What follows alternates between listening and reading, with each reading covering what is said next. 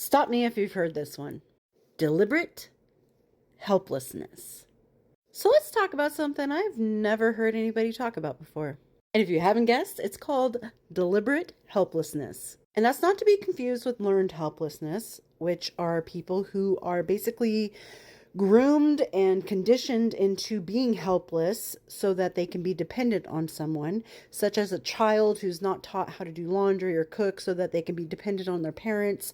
So when they move out, they have to come back to mommy or daddy because mommy and daddy can't bear the thought of losing their little baby. And I'm not talking about trauma-based helplessness or helplessness that is based off of something someone actually genuinely cannot do. I am talking about the people who actively choose helplessness. Ones who know that they are capable, but act like they are not. Because it's easier to guilt everyone else into carrying their weight. These are the people who won't work because there's always an excuse. No babysitter. They don't like that job. They're waiting for that salary that's way above what their skills actually deserve. But mind you, they are always looking for work because they're super serious this time. But can you spot me? Because I'm in between jobs right now. But meanwhile, they have always got enough money for cigarettes, alcohol, weed, shoes, clothes, hair, nails, trips, parties. But somehow they never have enough for their rent or groceries or insurance, or diapers, or gas, or their pets. And for some reason, they've always got a lot of pets. They walk around moping about how much their life sucks. And the second that you don't jump in to save them, suddenly, you're the selfish one. You're the bad guy. You're disrespectful as fuck. However, that's not reality. That's gaslighting. That is manipulation. These are the people who borrow money, then get mad when you ask for it back. The people who expect you to respect their time and boundaries, but have no problem wasting or crossing yours. They'll keep toxic friends and relationships because, hey, drama keeps life interesting, I guess. Even though deep down it's destroying them. They'll ask for advice, then promptly ignore it completely, and then cry when things blow up in their face. They'll even admit that they know they need to change.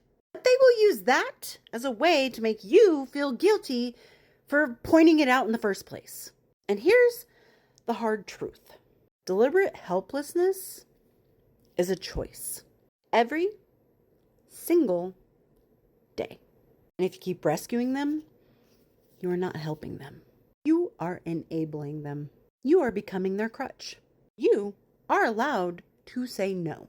Because say it with me, no is a complete sentence. You are allowed to set boundaries. And yes, you are allowed to cut them out of your life if all they do is drain you. Protecting your peace isn't cruel. It's survival. And it's showing yourself respect. And respect for the boundaries that you have set for yourself and expect other people to also respect that they clearly don't know how to. And listen, if this sounds like you, I want you to listen and hear me very, very clearly. I'm not calling you out specifically, but if it feels like I am, maybe it's time to reevaluate some of the things in your life. Because these patterns are not unique to me or anyone that I know in my life. Right now, I'm in psychology and human services classes. I am quite literally studying human behavior. And I'm doing research on people in crisis. And what I've learned is this. These stories are timeless. The excuses, the poor money handling, the endless pity parties, the borrowing of money with absolutely no repayment in sight.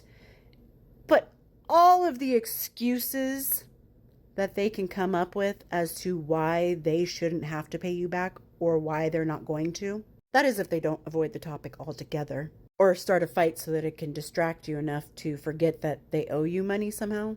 The frivolous spending on wants while the basic needs go unmet. Everybody knows somebody who lives like this. And honestly, at one point in my life, I even flirted with deliberate helplessness because coasting on a sob story was easier than doing it myself. But here's the good news. There's a cure, and it's not even complicated. But it can get a little tricky, and dare I say, a little difficult. And I know for those who have deliberate helplessness, tricky and difficult are not in their vocabulary yet. But the cure is sucking it up, making sacrifices, and climbing your way out. The cure is admitting that you are not helpless. The cure is choosing every single day to not be deliberately helpless and to start being deliberate in saving yourself. So whether this sounds like you or someone you know, maybe it's time to stop making excuses and start making moves. The world does not owe you a rescue, but you do owe it to yourself to take responsibility and take your life back. Stop making excuses and make some changes. It's going to suck at first. So what? You're going to have to settle for that crappy job right now. It's a paycheck. You're going to have to cut back on some vices that you carry. Hey, it's probably good for your health anyway. You may have to pay down some debt or repay some money that you owe to your friends. But once you're done with that, whatever money you make is yours. You might be bored a little bit because you won't be able to go party all the time. But maybe you'll find a new hobby, one that you really like.